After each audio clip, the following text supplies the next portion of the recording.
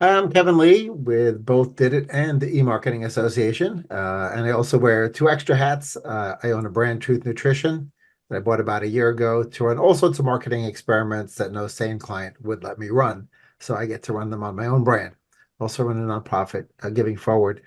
Super excited to be chatting about the sort of the future of programmatic and where it is and where it's going with Vic Kandeth, who's the VP of Sales at StackAdapt, one of the DSPs that the Didit team uses. Eric Wiggins is with us as well, the CEO of Didit. So we'll jump right in. The ecosystem's moving faster than ever before. So we'll start with the sort of sizzling hot topic, which is the intersection of AI and the programmatic ad ecosystem, because that intersects both at the creative level, but also at the targeting and decisioning and ad operations level for the perspective of, how does stuff actually get trafficked? How does it get served? And then what gets served is obviously a big piece of the equation as well. So, Vic, why don't you tell us what you're seeing out there as well as what's on your product roadmap from the perspective of the intersection of AI and the programmatic ad ecosystem? Yeah, sure. And thank you for having me, Kevin. I think this is uh always great to do these sort of things with some of our partners. But AI and programmatic in 2024, like it wouldn't be a panel or you won't attend a conference without talking about AI, right? Like I feel like 2 years ago it was cookieless, last year was cookieless, it's still kind of cookieless. And CTV was a hot topic for a little while, and I think this year, having been to attended a few events live and in person as well, like AI is definitely the hot topic. I mean, but it's a pretty broad topic. And I think what I'll say about AI is like AI is not new to programmatic, right? It's not new uh, to ad tech in general. I mean, we've been talking about AI I've been here 8 years at StackAdapt. Like we've been talking about AI from day one. So I think what's different now though is AI is just becoming more effective. And as a result of that, I think what you're seeing is you're going to see certain trends just get accelerated. So, and there's a number of different things. I mean, we can spend all day talking about it, but like I think a couple of things that I'm personally pretty interested in, and I think we're starting to see already, and we can hit them both. Like one of them is I think this idea of control versus automation. I think if you think back to, when programmatic first started out, you had these agencies with big trading teams, and you still do. And in the DSP, like I remember hearing in the early days, like everyone wanted complete control. You wanted to press every single button in the DSP. You wanted to pull every lever. Um, you know, Teams wanted complete control over how they wanted to optimize their campaigns. And now it's almost like, with things like PMax and Vantage Plus, like you're almost seeing that shift a little bit, and people want the easy button, right? But it's kind of just we're kind of in that in between phase right now, I think, where you want control, but you don't want control. You want people want performance. So something that we're seeing is like buyers want like simplified options, and at the same time, there are concerns around things like brand safety, for example. And I think we're going to be in this period for a little while where the control is moving to the platform. Like let the platform do it because the platform can do it better than the human being. But there are certain things that the platform cannot do better than the human being. And I think I think over the next 2, 3 years, we're gonna be in this kind of in between phase, which I think is interesting. I'm not sure if you're seeing that live even with some of your partners who you're working with.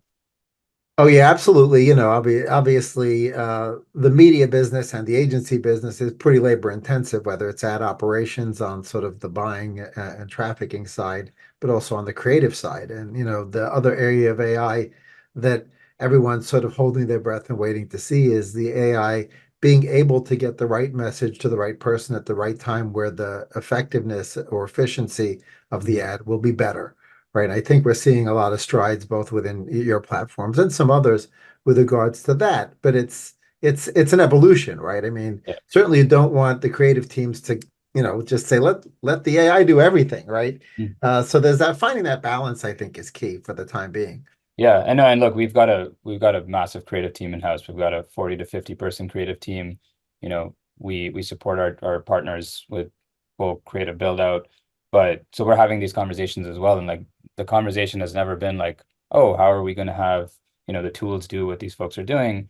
But like what these folks are doing, I think will start changing over time, where it's like, heavier emphasis on strategy, right? And creative strategy, where like you do need that input. I think when I think of our roadmap, and without getting too into, what's coming down the pipe, but like I think the things within creative where AI is most applicable at the start is going to be in production, uh, and and analytics and insights as well. And like those are the two areas where we're starting to experiment with certain tools.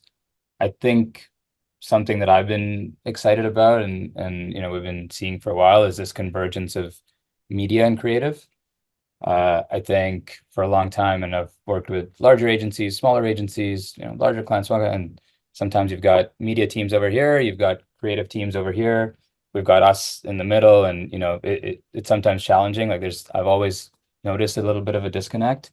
I do think what we'll start seeing is, as AI supercharges creative and makes it just far easier to activate and produce and iterate and do versioning at scale, like it'll make it easier for teams who do media to also own creative.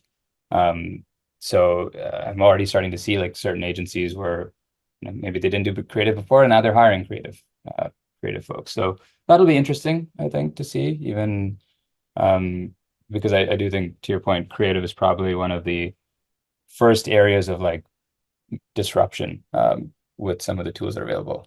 I don't know if you've seen some of the OpenAI videos and stuff with, Of course, yeah. Text to video. Like it's incredible, and like it's come in like 6 months to see how far it's come from that like pizza commercial that we first saw, I think, like a year ago, to like some of the videos that I've seen being produced is just incredible. It's only been, a few months, so I think we know where things are headed. Yeah, absolutely. And Didit, which was originally a SaaS company, right? And then became a media buying centric shop, particularly in search and social. Hmm. Now, one of the reasons we made 11 acquisitions, including creative shops, was because the ability for a media buyer to afford media is directly related to the effectiveness of the creative, Hmm. as well as obviously what happens post click, the landing pages, the websites, the user experiences. All of that stuff feeds your ability to pay, because you're Yeah. willing to pay a little bit more if everything's working smoothly all the way across, from conversion rate, AOV, LTV, right? You get all those ducks in a row, you can afford more media and you can scale your company more, right? Yeah. So I don't think people always necessarily understand that you do really need to look at that compound marketing element of that. And I'm really pleased to hear how you guys are making sure that campaigns are successful, because you don't want bad creative or bad targeting to kill the campaign. Completely. Like I think creative is a core to the success of campaigns, and when you think of driving performance. So I do think like having these things under one roof is the future, where like creative and media and all different formats of media as well, right? Like is the reason you want to have display and video and the connected TV and digital out of home all under one roof with creative, with data. Like in order for I do think the future is I do think AI and like this advancement in Gen AI will accelerate that trend of like consolidation. Because right now, I mean, the industry is super fragmented. You've got tons of different platforms and tools doing different things. And I mean, this, like you're, running an agency, like having to work with a million different tools for different things, it makes it more challenging to tell the whole story. Um, right. Yep, absolutely. One thing that I hear a lot, we serve sort of the mid-market and up. We stay away from the S part of SMB. Yeah. But one thing we hear a lot from chatting with folks is people don't realize that you can simultaneously target pretty effectively, even down to individual level, and be privacy safe and Hmm. conscious of people's privacy. They don't understand how anonymized custom audiences work. They don't understand how households can be targeted, particularly in the CTV area. Yeah. And, I feel like that's a huge opportunity just from an educational perspective, Totally. whether it's B2B or B2C, this idea that you can respect a person's privacy, but still give them a relevant ad, which is a win-win for everybody. Yeah, exactly. I mean, I think you nailed it. Like CTV is, a cookieless environment. I mean, at least for us, like we've got our own device graph, so we're able to target right at the household level. It's an IP environment, right? So everything, your identifier in the case of CTV that we're using is IP and not cookie. So that we're seeing definitely more brands, and we also do a lot of work in the mid market, and we're seeing more brands invest uh, in CTV, not only because one, you're seeing better targeting and more measurement capabilities, but it's also a cookieless channel. And now you're starting to see people be able to tell the full story. Like I can actually run on CTV, and then, if I've got my pixel on the site, like I can actually map CTV to someone who has been exposed to my ad and then actually visited my website within 5 days, right? Can I map someone who's seen my ad on CTV, visited my website, and actually maybe made a purchase? So now you can start to tie those dots, and we all know TV is effective. Like there's a reason it's still one of the biggest line items on the media plan. But now with CTV, I mean, you can actually tell that story, and quantify that story a little bit. So yeah, we have seen certainly a huge, I mean, it's definitely our fastest growing channel, like by far.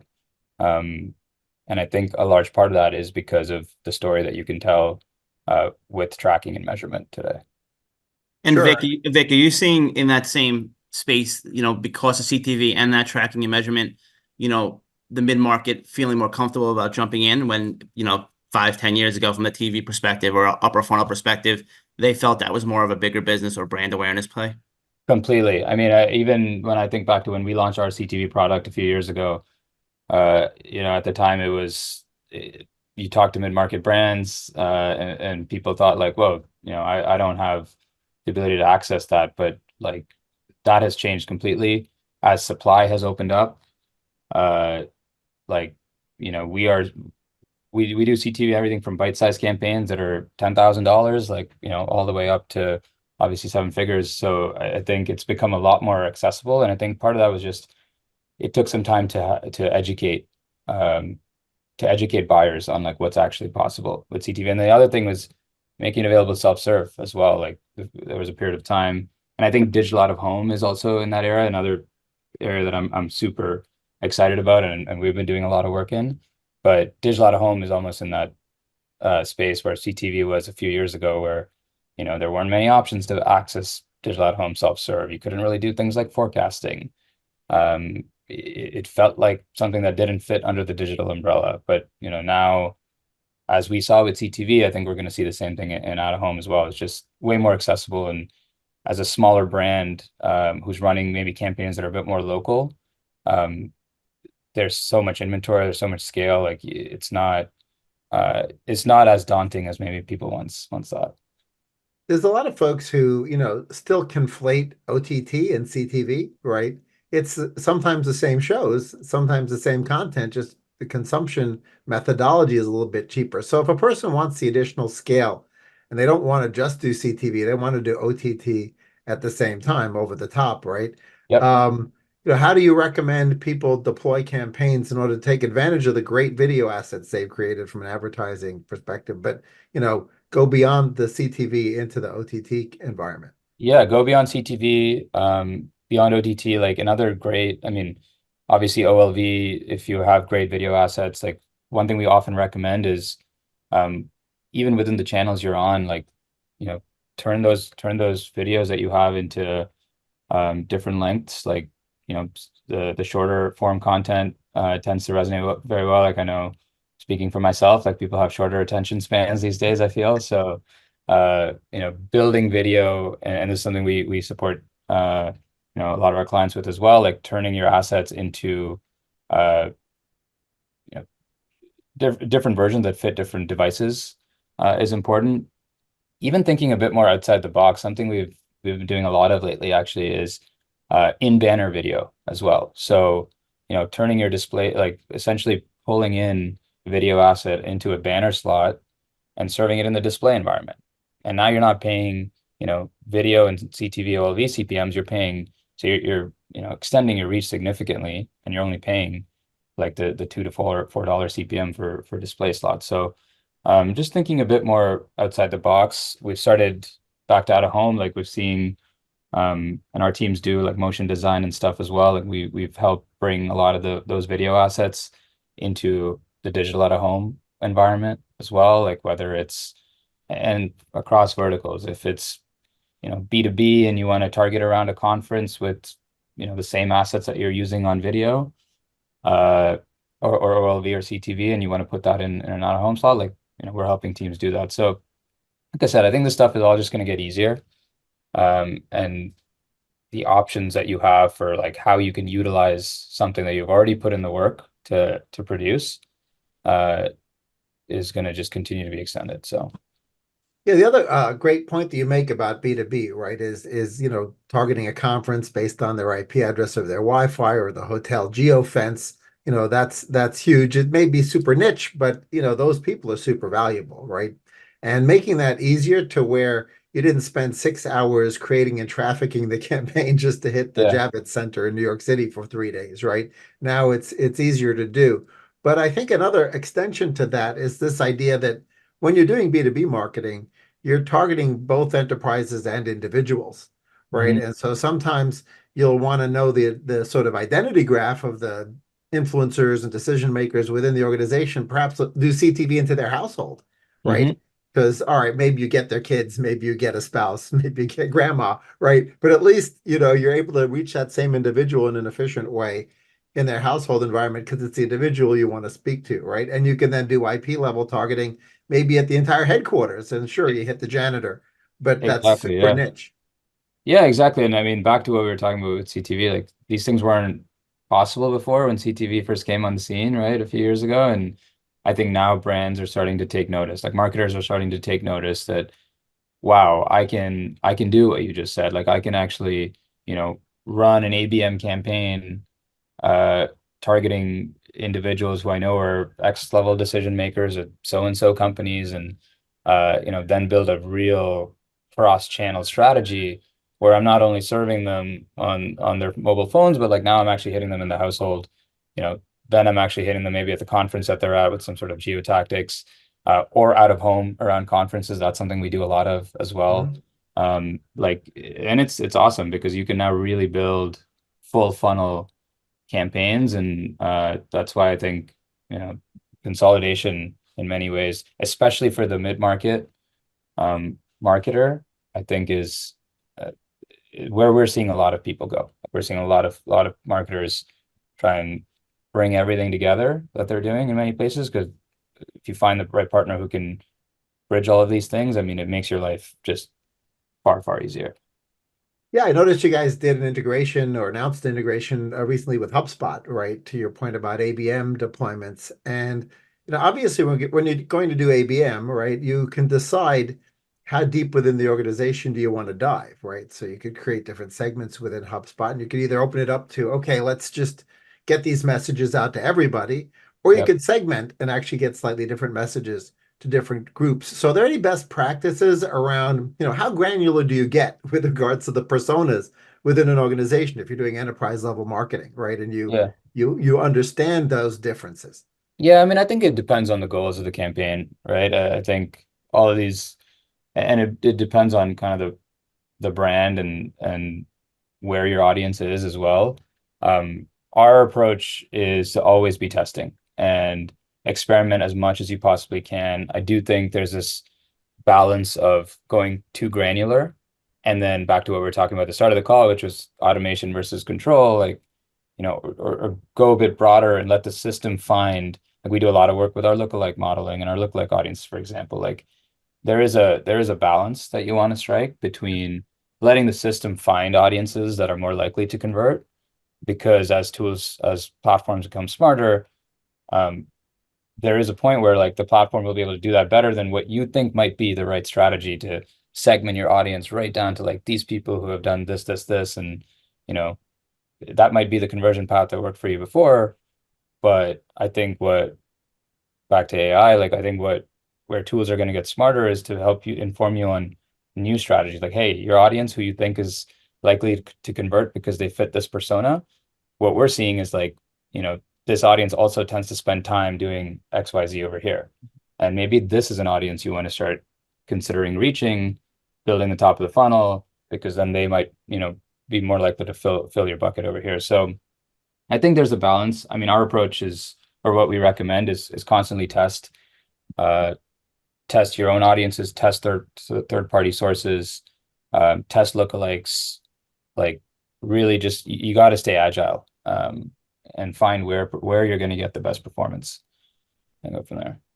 Cool. So, we were talking earlier about sort of the balance between letting the AI find those segments and niches where things are more likely to perform and letting it do the work versus strategically making some decisions about the way in which you might want to layer targeting on top of each other, right? So obviously within the open web environment, you've got context, which to some extent replaces cookie because you can get intent from context. But then you also have layers like geo-targeting or time of day.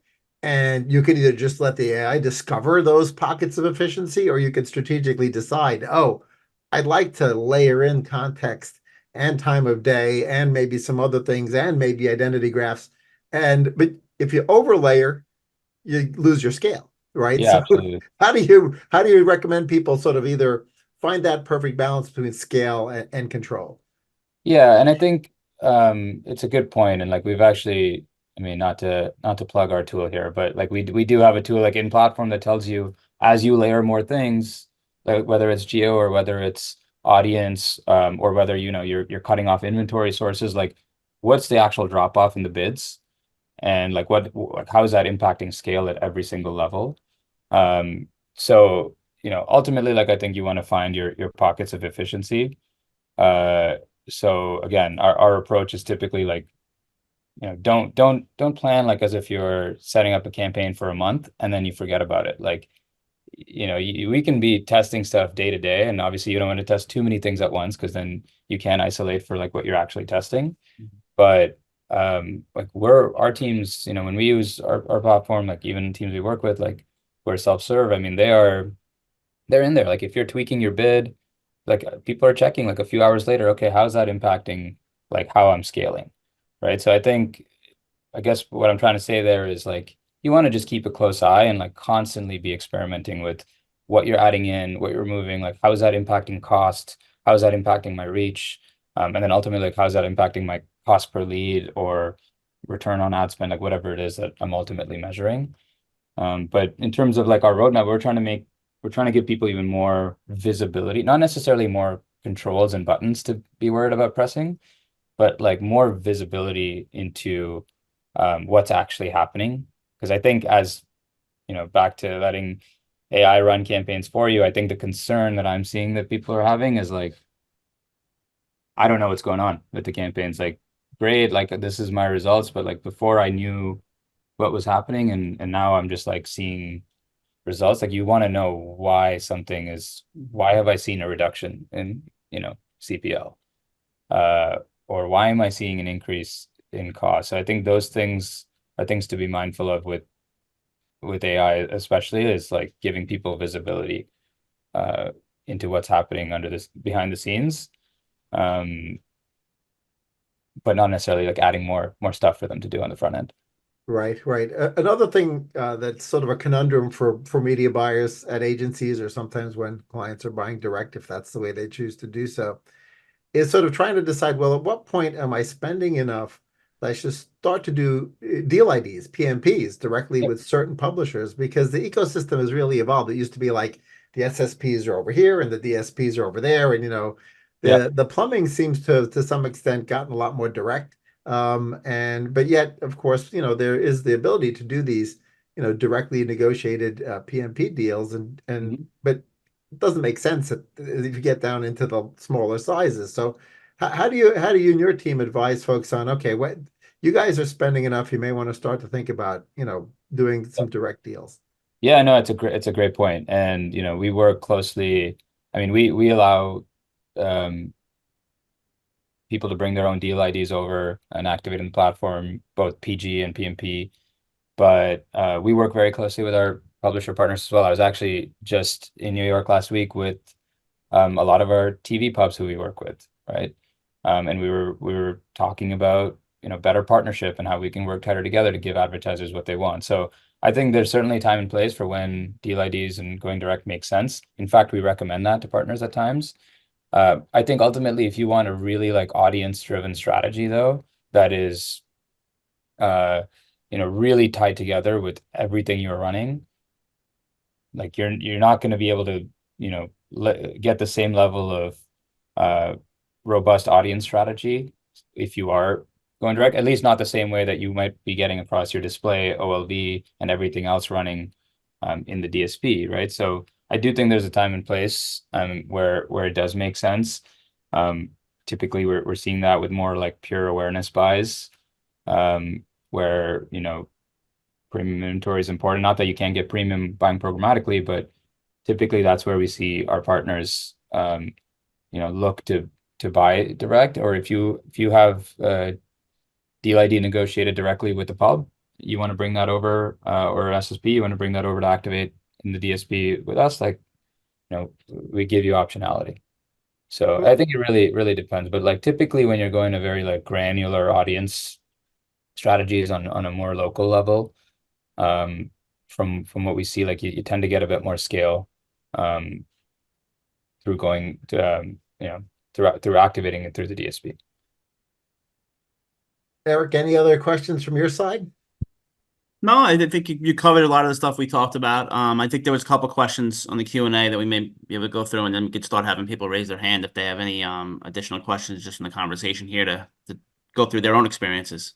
Yeah. Sorry, is a Q&A or Yeah, like so I actually one of my other team members, Andy Hughes, who is in pretty actively in there managing your campaigns as well as others, really talked about sort of how do you measure the impact of the upper funnel investment. And I think part of that is because he's managing millions in paid search for teams as well, and we see a direct interaction effect between when people are starting to do awareness and upper funnel campaigns and the responsiveness of people to a search result, right? On the ad side, the quality score goes up, right? People are more likely to pick that link, right? So it's not in a silo, like even just within display video and what would be managed under your platform, right? There's these interaction effects. So how should people measure the true impact of something as opposed to just sort of the in-platform impact? Yeah, I think attribution is important, right? And I think this is something we try and educate the teams we work with on as well, is like, look, if you're running CTV, you don't expect to see your last click performance be through the roof. Like there's no clicking happening on the big screen, right? So, but that being said, like to what you just said, can you now look at your conversion journey and can you tie the dots to someone who's been exposed on CTV, then seen a display ad, then maybe is converting on search, and is that path, am I seeing that pattern, and now I can prove that the first touch at CTV is, when I have my first touch at CTV, I'm seeing a 2x, 3x, increase on conversion rate. Like that's what you should go out and prove, or like look to prove when you're running these upper funnel channels. But I think obviously, if you're holding the same standard to what you're seeing on some of these lower funnel tactics, like that's not the way to look at it, in my opinion. I think you need to have different standards for like what you are measuring. I mean, we see a lot of advertisers with CTV specifically looking to brand lift as a great tool. And, we've got our own brand lift solution. We've worked with there are a lot of great third-party solutions out there. But, measure folks who have been exposed to your ad versus people who have not been exposed to your ad. So your control versus your treatment. And understand like what is the lift in whatever it is that you're measuring, whether it's maybe you want to run a survey to both audiences and see, what the favorability lift is, or maybe you want to actually measure view through conversion, for people who have been exposed to CTV and then actually converting on site, and then still measure, lift in that sense. So that's a commonly used tactic, I would say, Andrew, is brand lift. But like I said, I do think it comes down to conversion journey and like paying close attention to like your attribution models at the end of the day, and not holding the same standard as display last click, if that makes sense. Yeah, sure, absolutely. Another construct that's sometimes useful to, think this through is sort of the idea about harvesting demand versus influencing or creating demand, right? As you move to mid funnel, which isn't quite, brand lift, but it's still influencing the final decision. And you mentioned also like the fact that a lot of out of home is becoming programmatic, which is including these stuff like retail media, right? Which is the tiebreaker, right? If you're in a retail environment, you're trying to decide between A and B brand wise or A and B product wise, that's a pretty influential touch point right there. Yeah, exactly. And again, with out of home or with CTV, like it comes back to just like really understanding what is the lift you're seeing by introducing this new channel. Doesn't mean you have to go look and see direct, uh, like it's got to convert at a certain ROAS, like as a standalone. But like another way you can just prove that out is by running an isolated test. And if you have, you're running your campaigns here, you see this is your CPA, and then you start introducing, CTV or out of home even, like what is the lift that I'm going to see? We see people doing like matched market tests as well, where you're running these experiments. So like constantly you got to be testing. Even with audio, like we're seeing people like deploy a lot more audio as well, which is an easy format to produce. So the same story with out of home CTV, audio. Like, how does introducing a new channel impact overall lift? Sorry, there's a truck beeping right outside my window in case you hear that. No, it's actually getting filtered, so you're lucky enough. We don't have to hear the backing up noise. Um, so yeah, I love the idea of the match market test, and often when we talk to CMOs or VPs of marketing, they're really interested in sort of feeling pretty confident about that incrementality. And sometimes a geo split test is more, somehow they believe that more than a longitudinal test, right? Because they're like, wait a minute, I got 5 or 6 different cities. They're basically the same size. They have similar demographics. I just want to heavy up on one thing or heavy up on something else or change my media mix within those geographies. And that's pretty demonstrable, but it does require a certain statistical relevance and commitment, right, to do it that way. Yeah, totally. And like, look, I'm not a data science person, but we've got a great data science team in-house, and that's something we definitely, make accessible for teams who are like interested in putting together more sophisticated uh like test designs like this, where you are looking to run match market. You want to understand, okay, what's the best, like I've never done a brand lift study before. Like, what are some of the things I should be paying attention to? I mean, that's something we definitely can support with, and we give our teams access, but there's also, I mean, a lot of great resource out there. I'm sure, you guys support with some of this as well. So it's ultimately testing's important, but you got to know what you're testing for as well, and not just blindly run oh, I want to run brand lift, or oh, I want to run a match market just because I heard Vic say it on the on the webinar. But really understand what you're looking to test, and then work with a partner who can help you, ask the right questions for one, and then two, like actually design the test in a way that's going to get you to the objective that you're looking for. Cool. We wanted to cover innovations and trends. So without naming any names, if you can't name them, are there any innovations that you've seen clients or brands do where you thought like, wow, that was a pretty cool idea, pretty cool deployment, some way where they didn't just think outside the box, but they sort of acted outside the box as well. Yeah, that's a good question. I mean, my mind is going back to out of home. To be honest, I think we are starting to see some pretty cool activations, and out of home just you know you you see it, right? I mean, it's more tangible, right? Like you're walking down the street, you see the billboards. I was just in New York last week. You're walking by Times Square, like those are high impact placements. So we're starting to see brands take advantage of some pretty unique, like what you would call spectaculars. So high impact opportunities. We did some awesome work at F1 in Las Vegas, or around the F1 rather. It was the big race in Las Vegas last year, where there were opportunities to activate in and around the track in the city. You've seen the Sphere in Las Vegas as well, is a really unique activation point. These are higher price ticket items usually, but I think building a larger plan around those activations. So what I thought was cool that we worked with a couple of advertisers on was, it wasn't just about the spectacular billboard. Like, we were building a CTV plan around, okay, let's let you activate on target shoulder content around the event.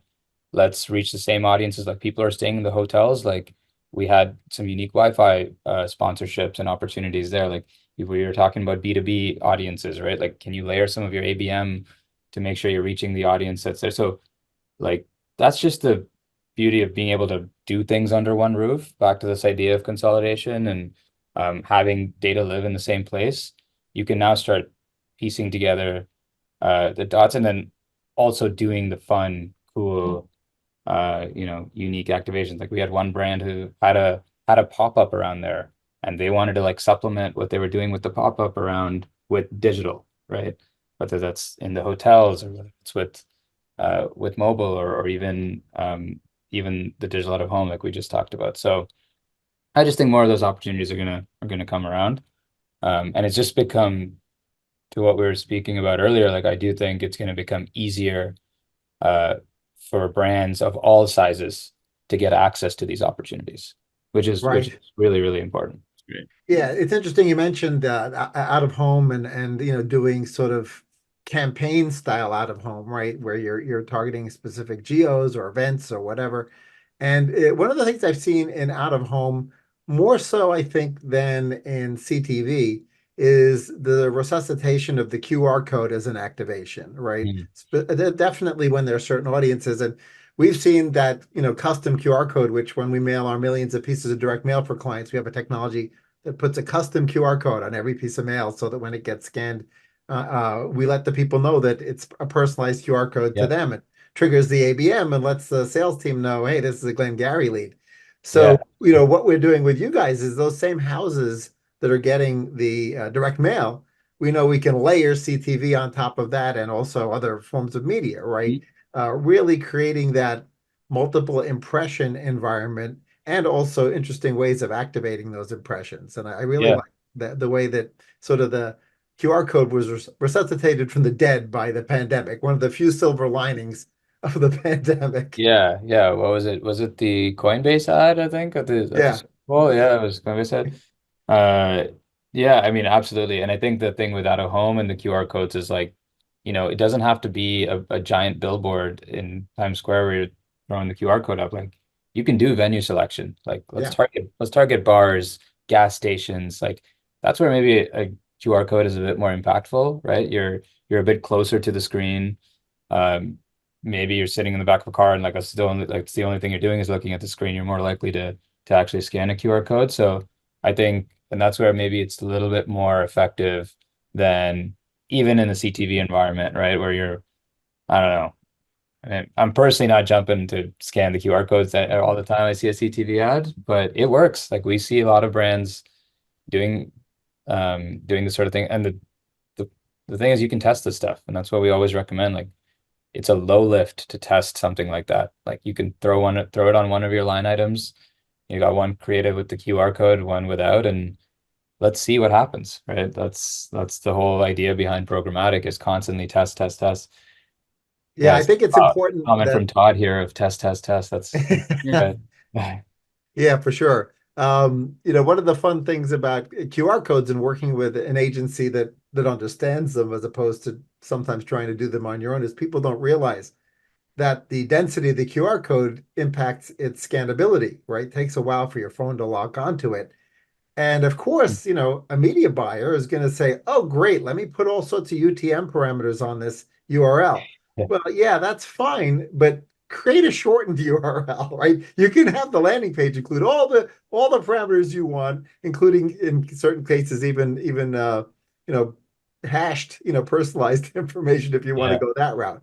And so people put these super dense QR codes and then spend lots on media, and they're like, oh, QR codes don't work. I'm like, Yeah. well, you know, it would have taken 16 seconds for your phone to lock into that QR code. That's why it didn't. Well, there you go. And this is exactly why, I think people just need guidance, especially as we go into these, navigate into these new, um, unique types of activations, new channels, whether it's CTV, out of home, layering the QR code in either.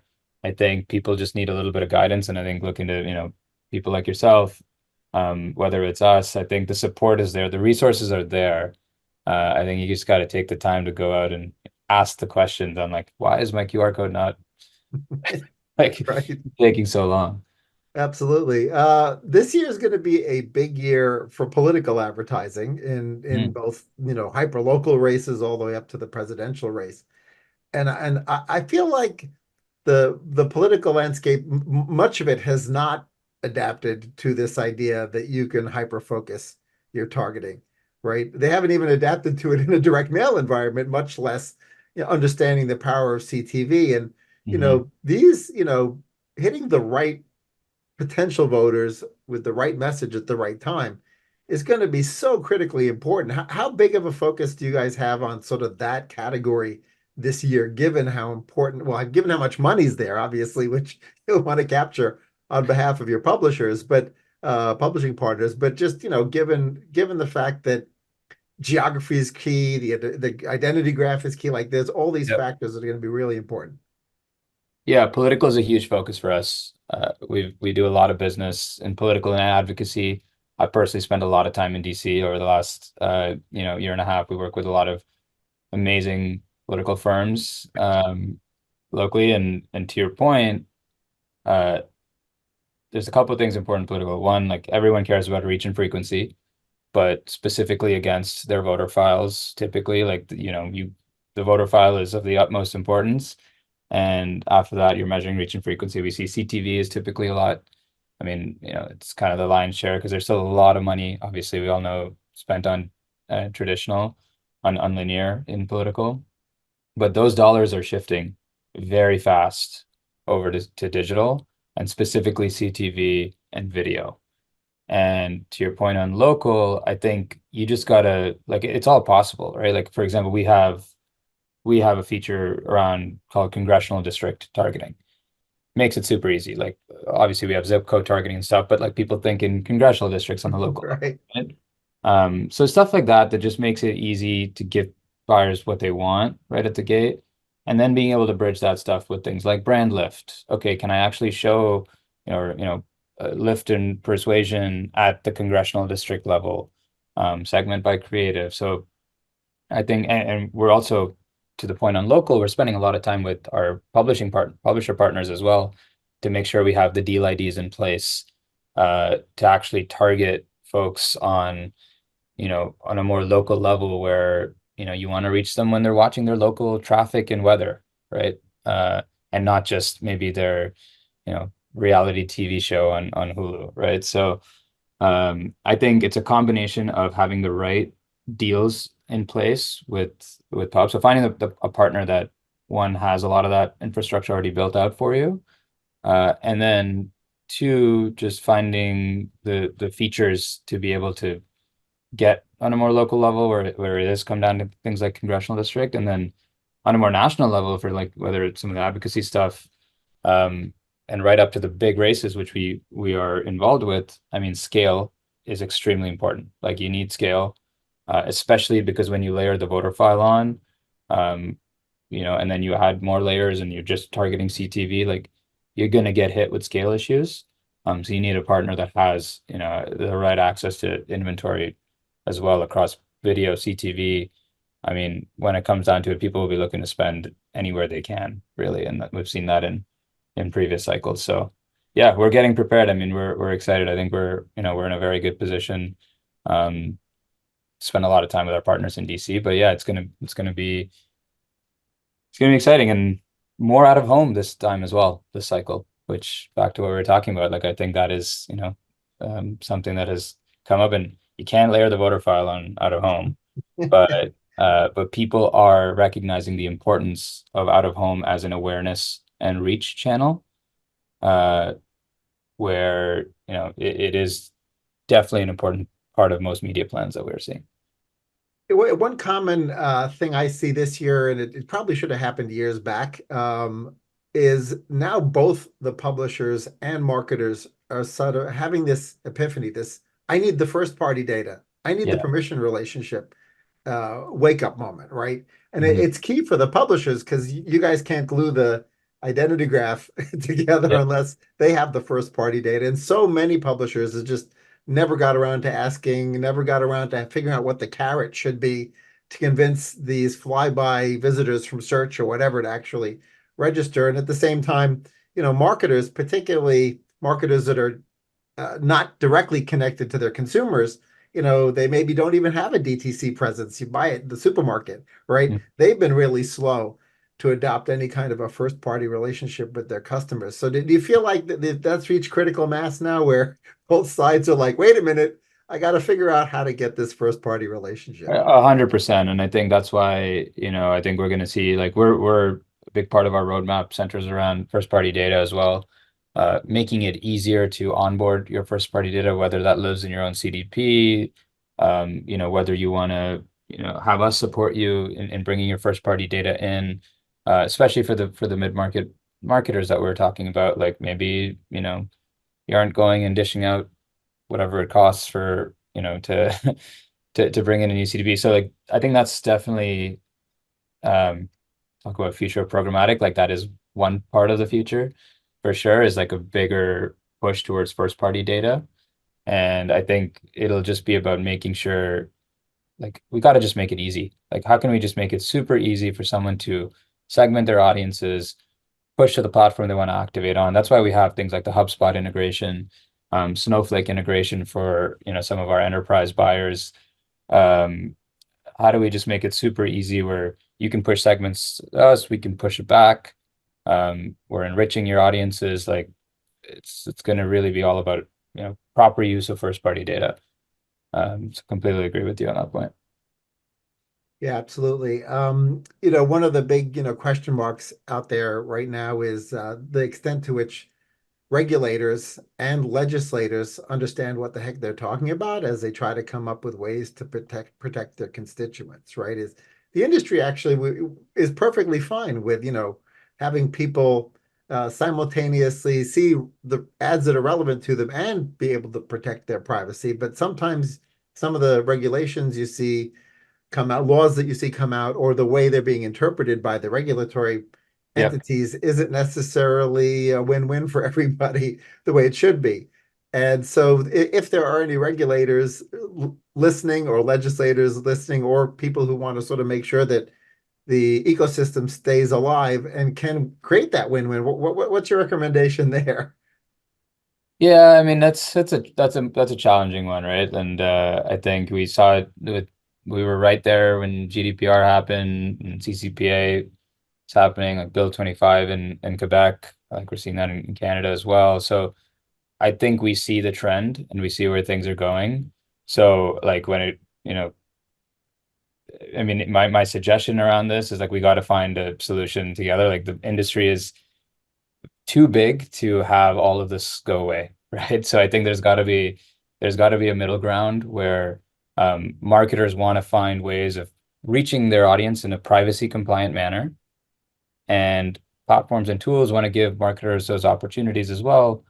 So we need to find a middle ground of how we can let that happen in a way that is completely privacy compliant. So I wish I had the magic wand or the answer for you, and I could solve it for the entire industry on this call. But I just think we got to find a middle ground, and it's going to take us some time to get there, but hopefully we were moving in the right direction.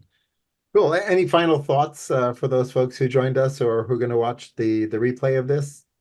No, I mean, I think it's an exciting time. Like I've been here in the industry for a while. I've been at StackAdapt for a long time.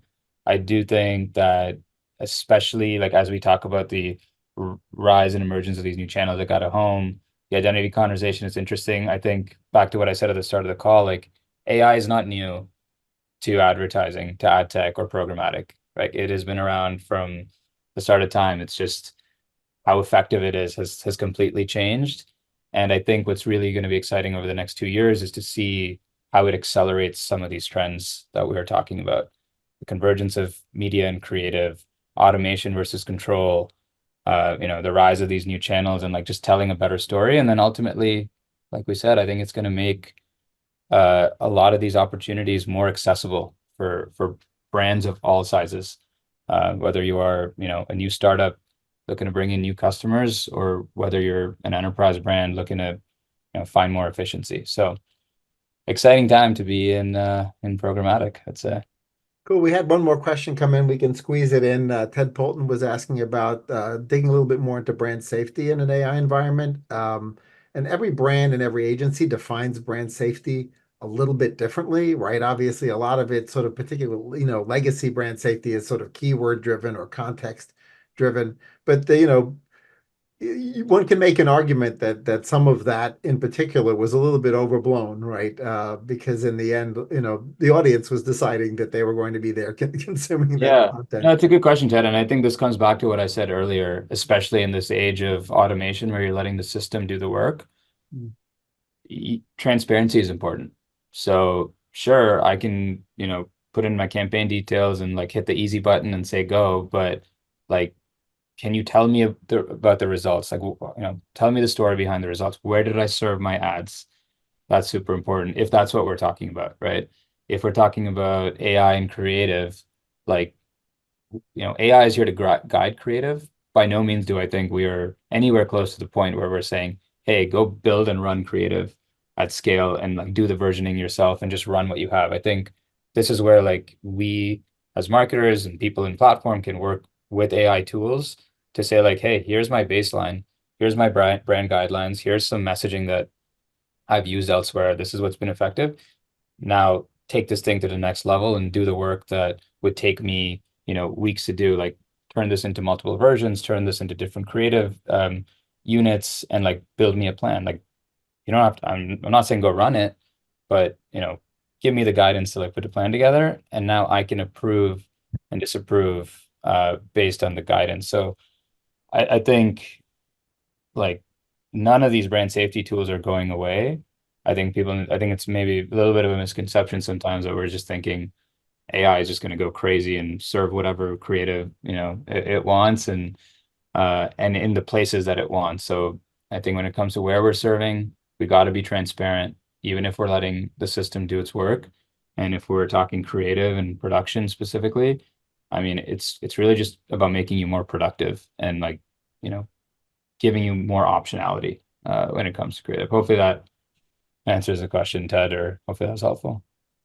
Yeah, I guess I'll bring up an interesting other opportunistic element, right, of brand safety, which is that, a lot of folks, particularly the big agencies, they're extra careful because nobody wants to get in trouble, right? So everything is trafficked from a CYA perspective.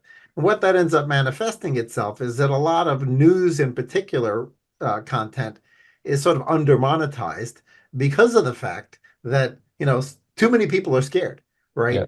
But on the flip side, that opens up an opportunity on a more adventurous marketer who's maybe like, the person's choosing to consume this news.